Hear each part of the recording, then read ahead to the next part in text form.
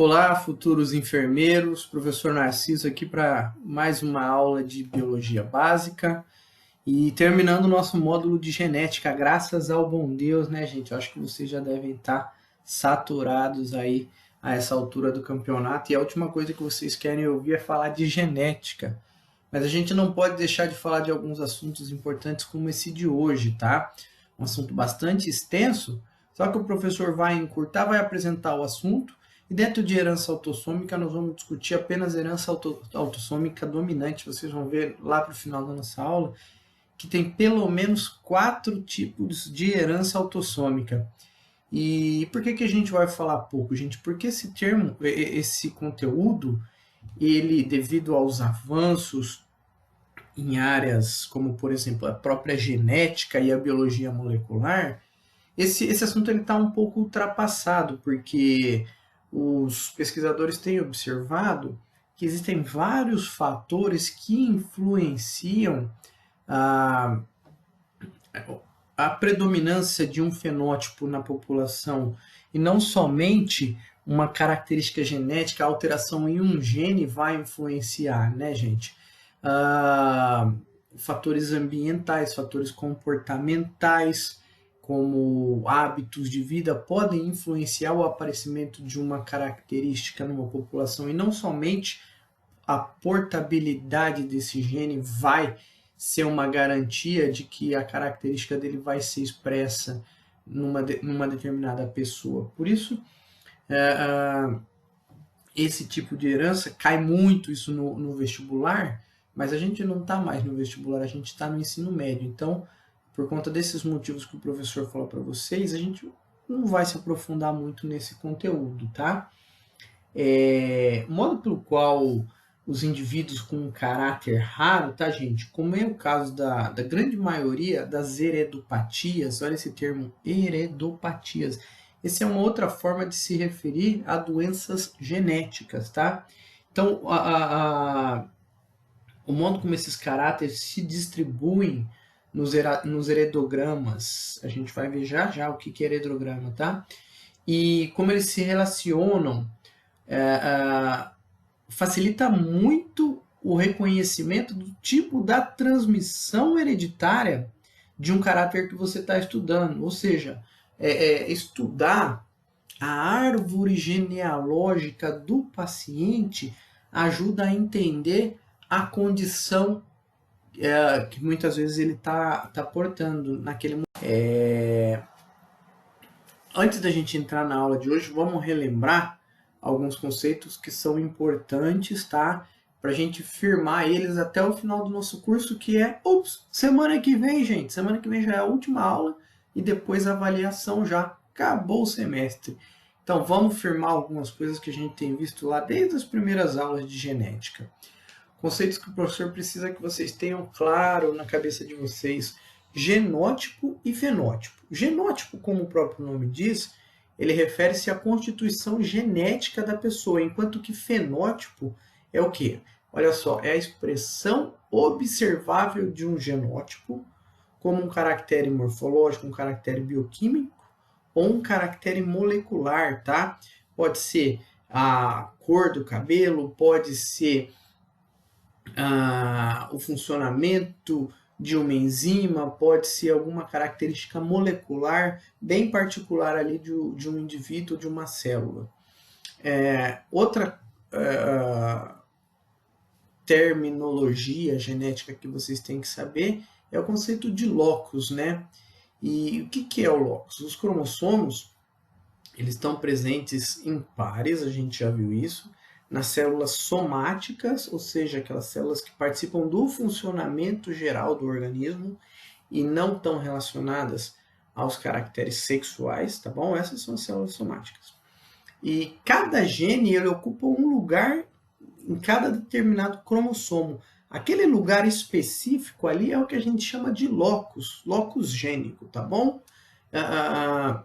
Os genes eles não ficam mudando de posição nos cromossomos.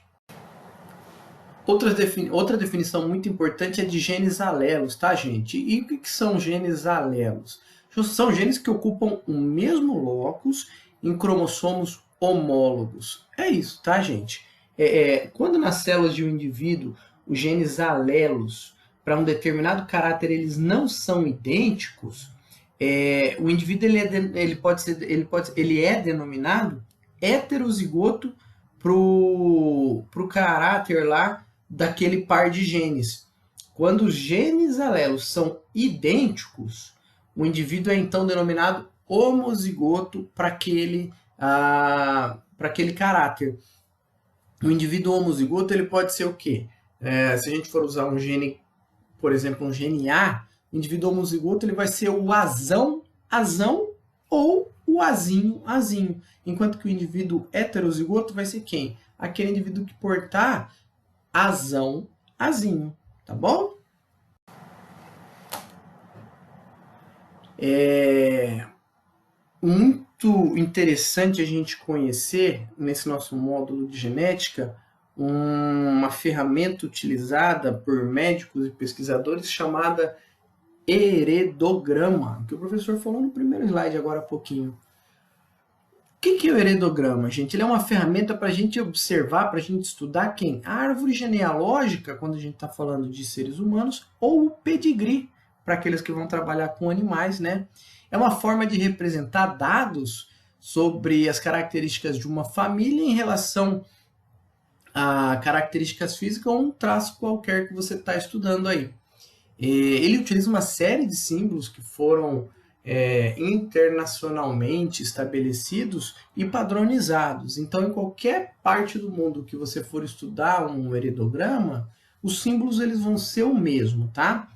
E a montagem de uma genealogia, de um heredograma, ela é realizada a partir de informações prestadas pelo probando. Probando é o quê? É um termo usado em genética médica e em outros campos da medicina para designar um indivíduo particular, aquele que você está estudando, ou um animal.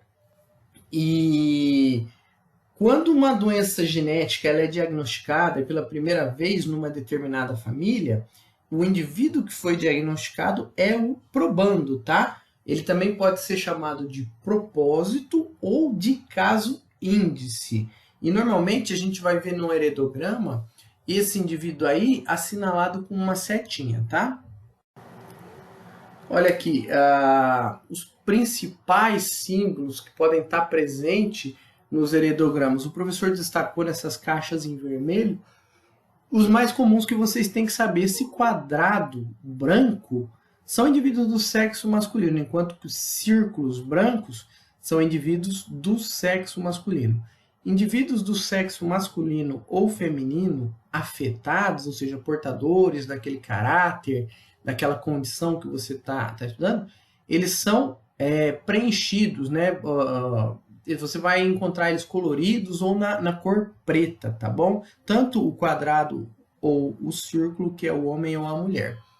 Como que se dá um casamento em um heredograma? Você vai ver um quadrado ligado por um traço a um círculo, enquanto que vários outros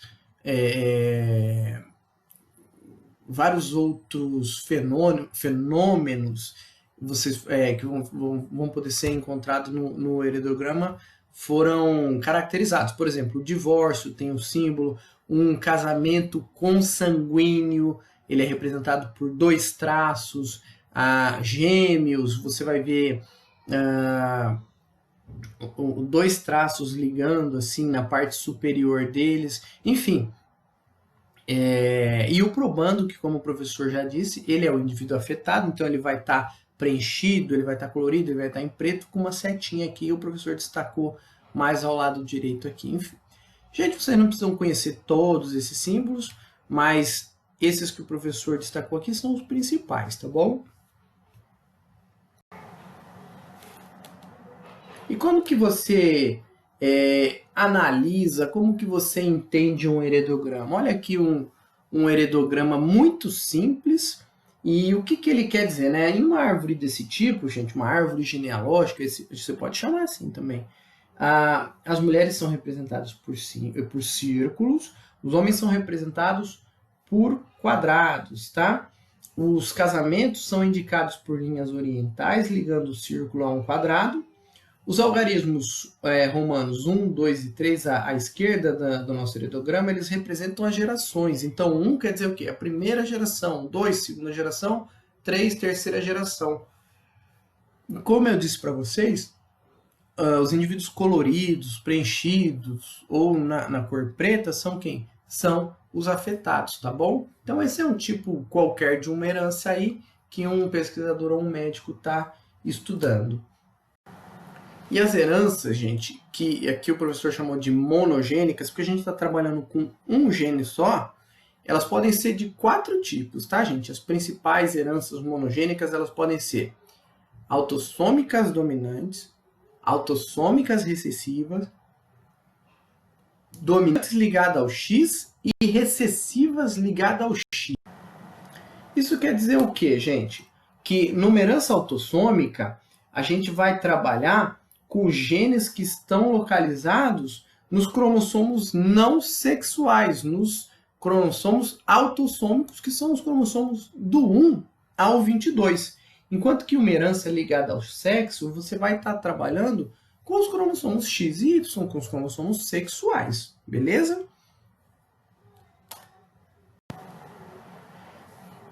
Bom, gente, na herança autossômica dominante, como o próprio nome já diz, o conceito de dominante quer dizer que a expressão de um gene, de uma característica, um fenótipo, ele predomina sobre o outro. Da mesma maneira que nós vimos lá nas ervilhas de Mendel, uma cor predominava sobre outra, certo? E aqui, quer dizer, é a mesma coisa. Uma característica prevalece sobre outra. Se alguém tiver alguma dúvida nesse conceito de dominante e recessivo, volta algumas aulas aí e vai poder entender.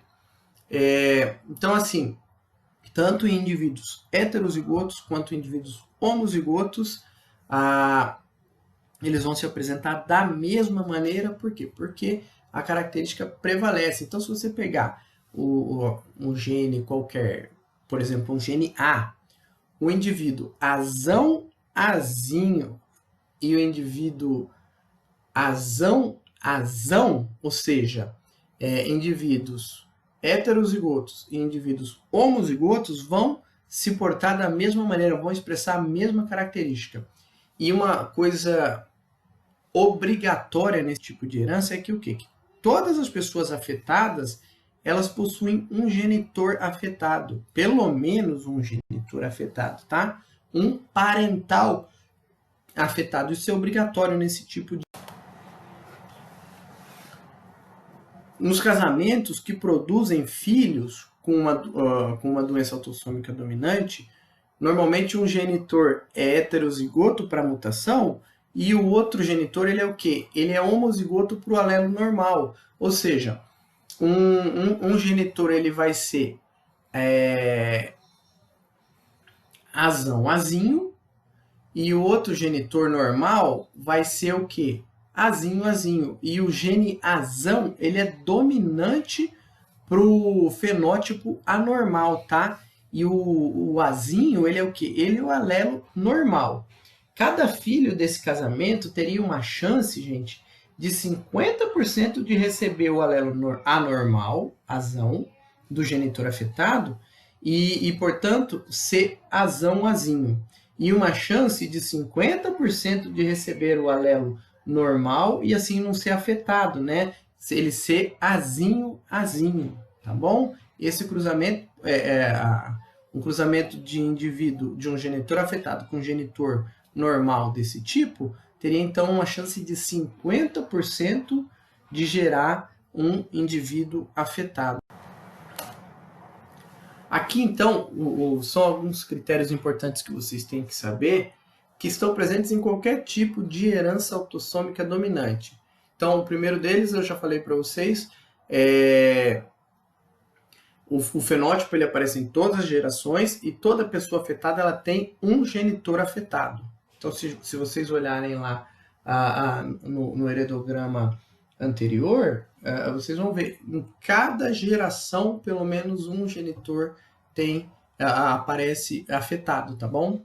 Porta o gene anormal.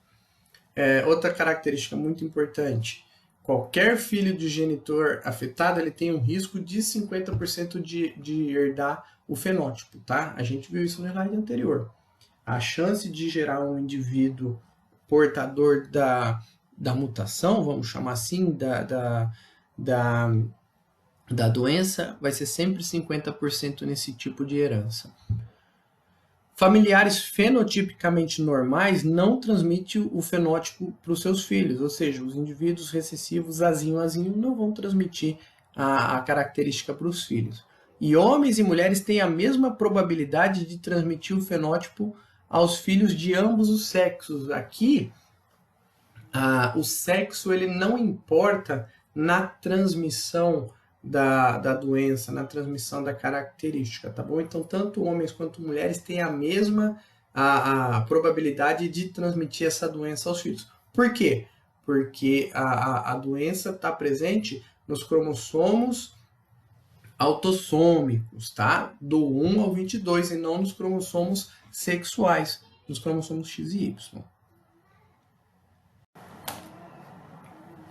Aqui é um exemplo de uma herança autossômica, então o professor vai propor a vocês que assim que acabar a aula, voltem nesse slide aqui e vejam se ele obedece aos critérios que eu falei para vocês anteriormente, tá bom? Veja se está correto tudo que o professor falou no slide anterior, se apresenta aqui.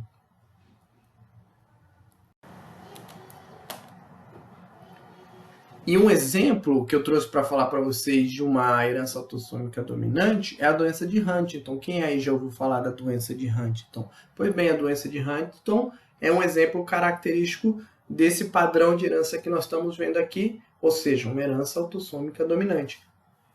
O que é a doença de Huntington? Ela é uma doença, gente, neurodegenerativa, ela é fatal, tá? Ela é autossômica dominante, óbvio, e ela é caracterizada por quê? Por movimentos involuntários e uma demência que ela vai se instalando progressivamente no paciente. Ela prevalece entre adultos de 30 a 50 anos, tá? Sendo a média de 38 anos. Então ela não aparece em jovens, tá, gente? É uma doença mais de adultos e idosos. E como que é essa doença? Só para ficar um pouco mais interessante, né? A doença de Huntington, ela é resultado de uma mutação no gene HTT, também chamado de Huntington, o gene, ele tem o mesmo nome da doença. E o que essa mutação causa? Uma repetição anormal de uma sequência no DNA, uma sequência CAG, e os cientistas observaram que essa sequência ela codifica o aminoácido glutamina. Então, esses indivíduos aí, com essa mutação, eles têm o quê? Um gene alterado que codifica uma proteína chamada huntingtina, tá? E essa huntingtina, essa proteína alterada, ela se acumula nas células nervosas, que são os neurônios, e leva à morte por um mecanismo que ainda a morte, assim, é o final da doença, tá? Mas o mecanismo dessa doença ainda é alvo de muitos estudos, porque eles não conseguiram descrever totalmente. O que se sabe é que o acúmulo de huntingtina nos neurônios contribui para o avanço da doença. E olha que interessante, quanto mais repetições anormais daquela sequência no DNA, mais precoce a doença vai se instalar, mais grave é a sua expressão. E outra coisa muito interessante é que esse número de repetições ele vai aumentando em gerações sucessivas ao longo do tempo, levando a fenótipos cada vez mais graves, tá? Um fenômeno conhecido geneticamente como antecipação. Então, esse acúmulo de mutações ele vai se acumulando ao longo do tempo nas próximas gerações, gerando doenças cada vez mais severas em indivíduos cada vez mais jovens. Olha que coisa complicada, gente. Assim, nós temos várias outras doenças autossômicas dominantes parecidas com essas que eu falei com vocês, tá? O mecanismo é parecido, a expressão da doença é outra, tá? E é o que eu falei para vocês, entendendo a doença autossômica dominante, vocês vão entender as recessivas, porque a característica aqui, ela vai se manifestar somente nos indivíduos portadores dos alelos recessivos, só nos indivíduos azinho, tá bom? E nas doenças ligadas ao sexo, gente, nas doenças autossômicas ligadas ao sexo, o defeito não vai estar nos cromossomos 1 a 22, vai estar nos cromossomos X e Y, nos cromossomos sexuais. Então, isso favorece que algumas doenças sejam mais frequentes em mulheres e isso restringe algumas doenças a homens, tá bom? Gente, é isso que o professor tinha para falar para vocês. Eu vou encaminhar junto com essa aula um artigo curtinho que eu gostaria que vocês dessem uma olhada e ele vai explicar um pouquinho mais por que as doenças autossômicas, esse conceito, ele é um pouquinho ultrapassado, tá? Por conta daquilo que o professor falou na primeira aula, para vocês entenderem um pouquinho. Então, um conteúdo extra para vocês na aula de hoje é esse artigo. Ele é fácil, ele é curtinho, mas vai trazer algumas explicações adicionais por que esse conceito ele está sendo ultrapassado, tá bom? Espero que vocês tenham aproveitado a aula de hoje. Mais uma vez, estamos chegando ao fim do curso. Semana que vem, o professor vai dar mais uma aula e vai encerrar a disciplina e abrir a avaliação para vocês. Então, gostaria de contar com a presença de todos na semana que vem também, onde eu vou explicar como que vai funcionar a avaliação bimestral de vocês. Beleza, gente? Obrigado pela atenção, pela presença de vocês aí. Força! Vamos acabar esse semestre muito louco de pandemia. Otimistas para voltar no segundo semestre, se Deus quiser e se for seguro, né, gente? Tá bom? Um grande abraço aí para vocês. E estou à disposição aí até o final da noite e durante os dias, vocês sabem aí, quem tem me procurado, em qualquer que seja o horário, o professor está aí para esclarecer dúvida de vocês. Tá bom, gente? Um bom final de semana a todos. Um abraço.